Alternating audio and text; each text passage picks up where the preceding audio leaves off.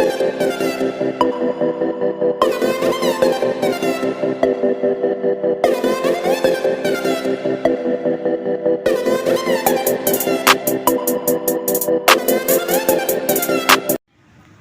वालेकुम स्टूडेंट, आज exercise number 6.2 का क्वेश्चन नंबर 6 करवाते हैं बेटा।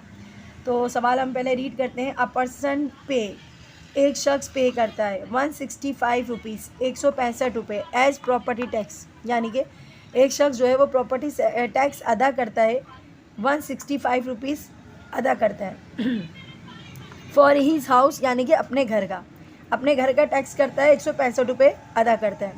दी रेंट ऑफ द हाउस, उसके घर का जो किराया है, इज़ 5% ऑफ इट्स वैल्यू।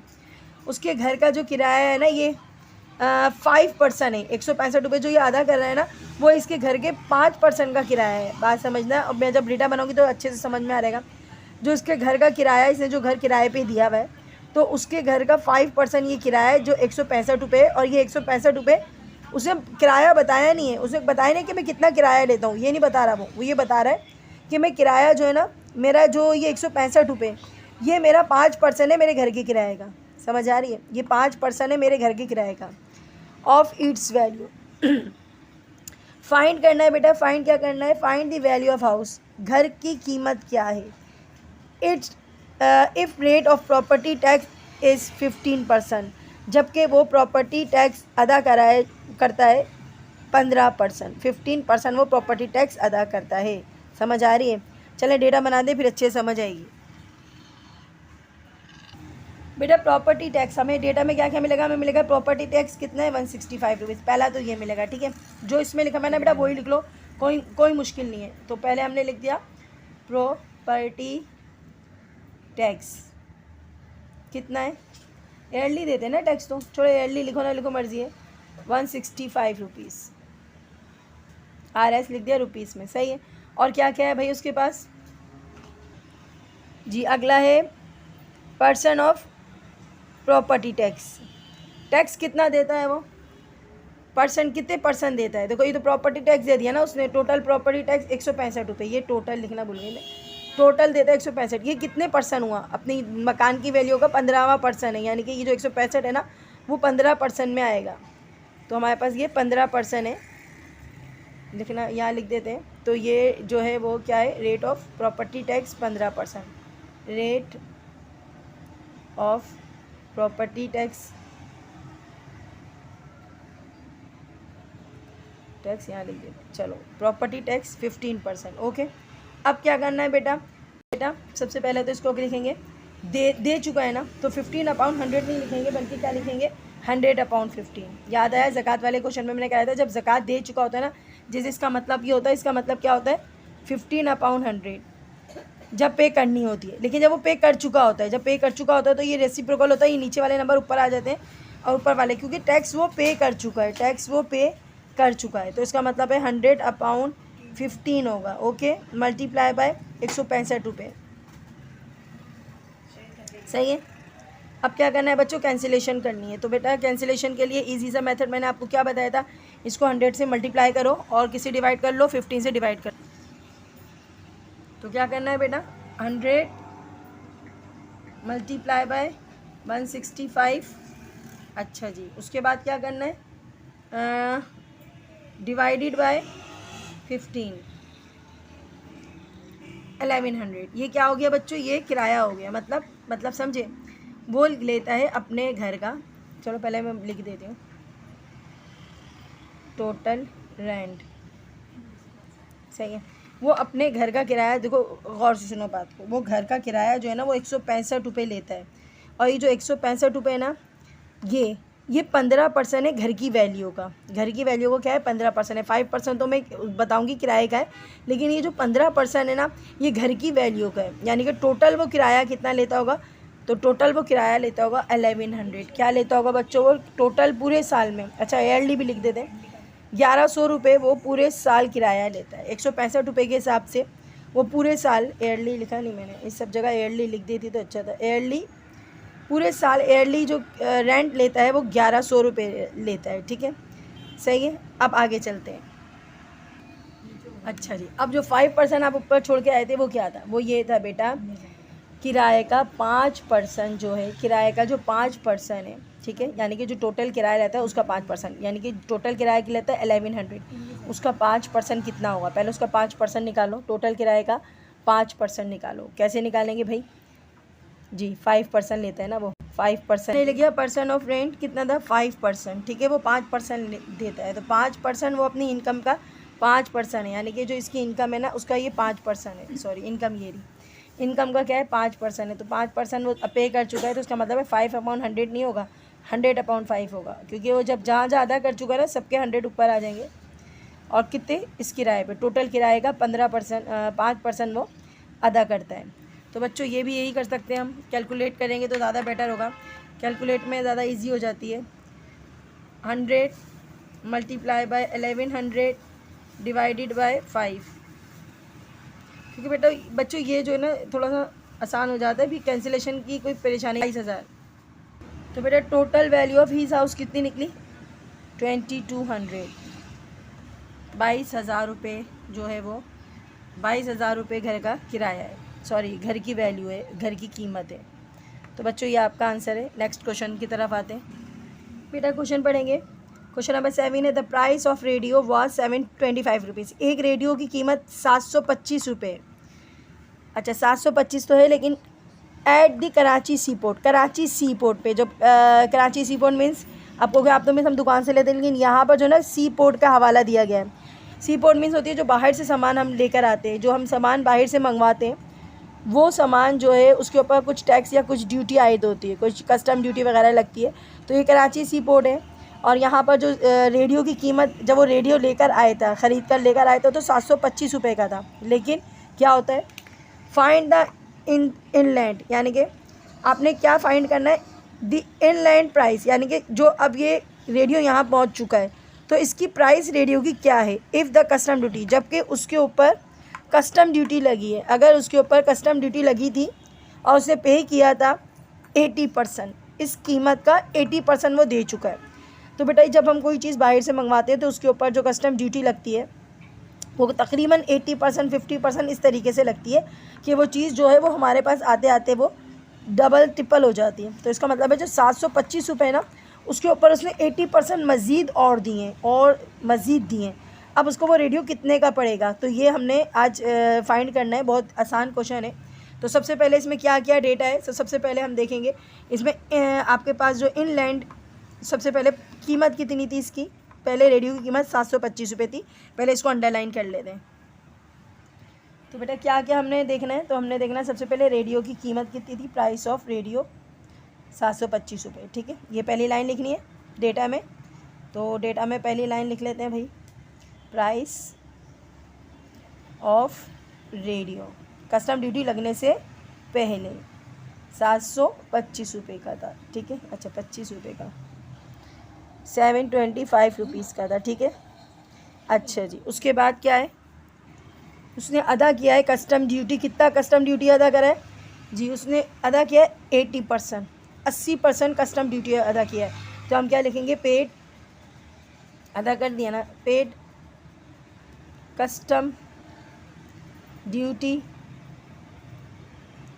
80%, 80% वो अदा कर रहा है। 80 मीन्स बस समझ जाओगे ना, 80/100, इसका मतलब ये होता है, ओके। अच्छा 80/100, अब उसको कितने का पड़ेगा, यानी कि उसने कितने पैसे, 80% में कितने पैसे आएंगे, मतलब समझे, उसने 80% दिया है, 80 रुपये नहीं दिए उसने, 80 रुपये इसके ऊपर नहीं लगा के दी कस्टम ड्यूटी।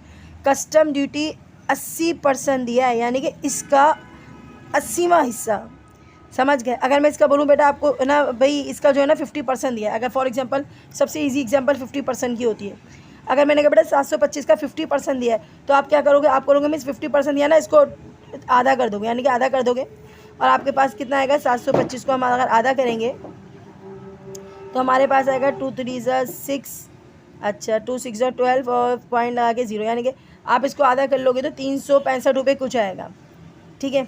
50% सबसे आसान हो, लेकिन ये 80% दिया है, यानी कि इसने बहुत ज़्यादा पैसे इसके ऊपर दिए, कीमत का 80वां हिस्सा दिया है, बहुत ज़्यादा पैसे दिए। तो हम यहाँ पर सबसे पहले लिखेंगे, तो उसमें पेड कितना किया? 80% में कितना आएगा बच्चों? 80/100 आएगा, 100, और कितने रुपए पे, 725 रुपये पे उसने इतना पैसा अदा किया। अब उसने अदा कितना किया है इसको हम कैलकुलेट करके बताएंगे कि उसने कितनी ड्यूटी अदा की है। तो इजी सा मेथड पकड़ेंगे, 80 मल्टीप्लाई बाय 725 डिवाइडेड बाय 100। 580 रुपये अदा किए हैं। 725 रुपये का रेडियो लेकर आया था, लेकिन उस पर तो भाई उसने 580 रुपये तो दे दिए। तो कितने रुपए दिए आगे लिख देते, चले आगे जगह है। 580 रुपये उसने रेडियो के पैसे अदा किए, कस्टम ड्यूटी अदा करी है। अब रेडियो कितने का पड़ गया उसको बताओ। हाँ, 725 में प्लस कर लो 580 रुपये, तो आपको रेडियो पड़ गया। चलो पहले लिख देती हूँ टोटल।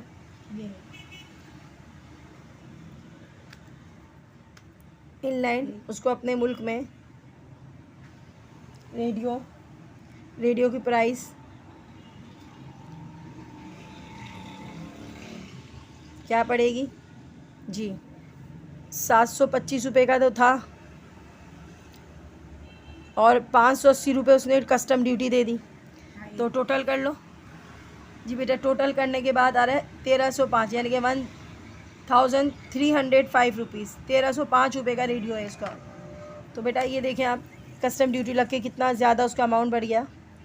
तो 1305 रुपये ये इसका आंसर है बच्चों। अच्छा बेटा लास्ट क्वेश्चन है। A person send a motor car. एक शख्स ने जो है वो ली एक मोटर कार, तो आउटसाइड ऑफ पाकिस्तान, पाकिस्तान से बाहर से। उसकी कीमत उसको है ही पेड, कितनी अदा करना पड़ी, 21,000 रुपये, 21,000 रुपीज़ उसने वो कीमत अदा करी है, पेड कर दी है, ठीक है। For its up to Karachi, Karachi में। अब क्या होता है बेटा, on the amount he had to pay 80% as custom duty. अब उसके ऊपर उसको अदा करता है वो 80% उसके ऊपर वो कस्टम ड्यूटी अदा करता है। ओके, तो बेटा पहले भी हमने कस्टम ड्यूटी का आपको सवाल करा चुके हैं, इसलिए ये वाला क्वेश्चन भी सेम मैच करता है, बिल्कुल सेम जैसा ही है। तो हमने जो अहम चीज़ें उनके ऊपर पॉइंट आउट कर लिया है, कस्टम ड्यूटी पे भी कर लिया। और गाड़ी कितनी की ख़रीदी थी भाई उसने कराची में गाड़ी ख़रीदी है 21,000 रुपये की। 80 जो % उसको पे करना पड़ा है, ठीक है।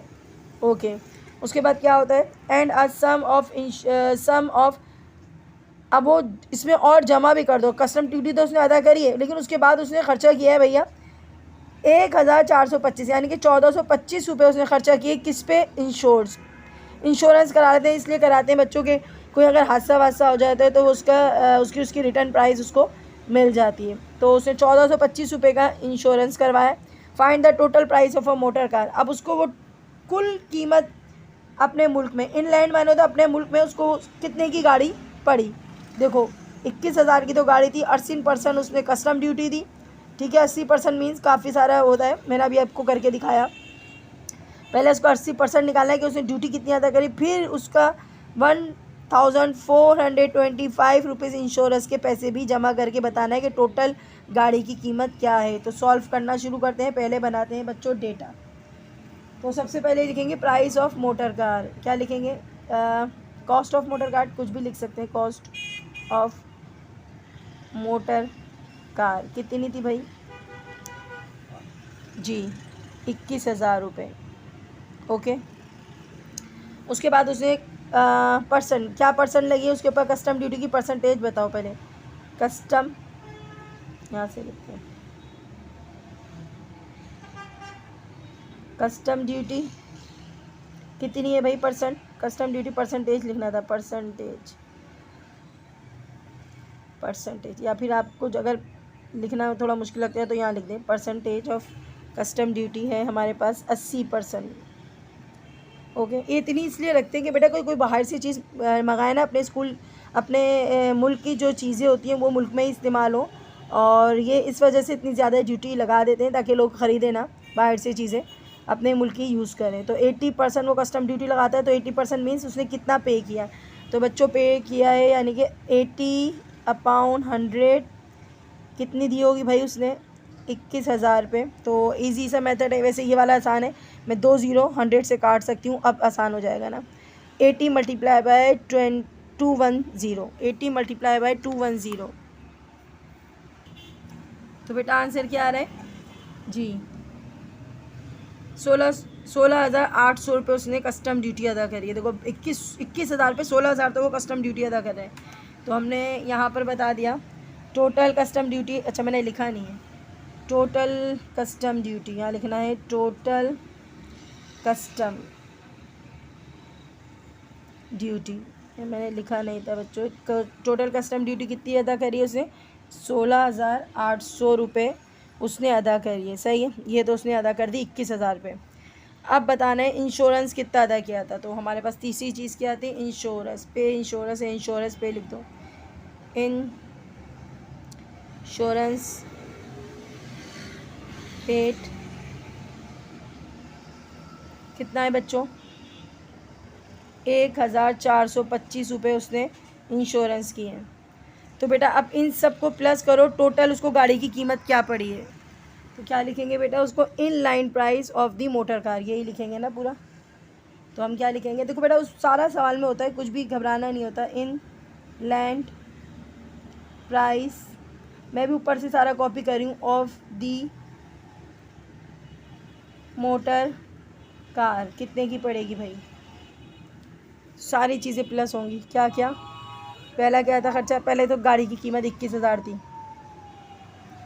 उसके बाद उसने कस्टम ड्यूटी दी 16,800 रुपये। उसके बाद प्लस करा इंश्योरेंस के पैसे 1425 यानी कि 1,425 रुपये। इन तीनों को प्लस कर लो, गाड़ी की कीमत पता चल, प्लस 16,800 प्लस 1425 प्लस, तीनों को प्लस करने के बाद आता है आपका 39,225। क्या आ रहा है बच्चों, 39,225 या 39,225। बच्चों ये आपका आंसर है। उम्मीद है आपको क्वेश्चन समझ आ गए होंगे। तो बेटा कमेंट्स में ज़रूर बताया करें ताकि हम आगे आपको बताएं कि जो हम नहीं एक्सप्लेन कर रहे होते, हम सोच रहे थे आपको आ रहा है तो वो हम बताना शुरू कर दें, जो आपको नहीं आता तो वो आप पूछ लिया करें। उसके अलावा बेटा आप कमेंट्स करें और लाइक करें, शेयर करें, अपने दुआओं में याद रखें। अल्लाह हाफिज़।